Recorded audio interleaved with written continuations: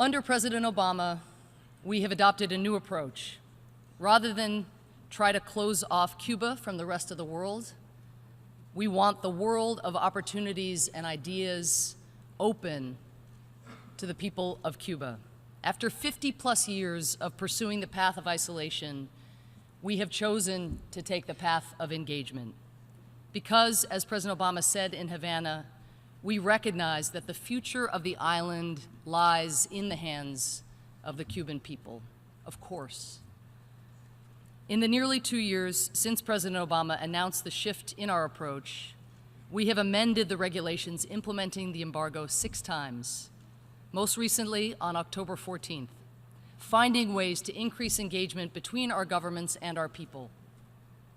We have reestablished diplomatic relations with the government of Cuba, reopened embassies in our respective capitals, resumed regularly scheduled commercial flights between the U.S. and Cuba, facilitated people-to-people travel, eased restrictions on American businesses and entrepreneurs who want to do business in Cuba, and stopped limiting how often Cuban Americans can visit their families on the island.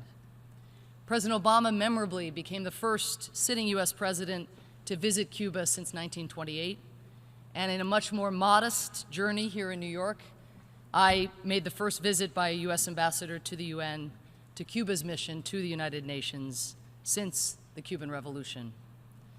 Today, we add to that list the first ever U.S. abstention on the UN General Assembly resolution calling for the embargo to be ended.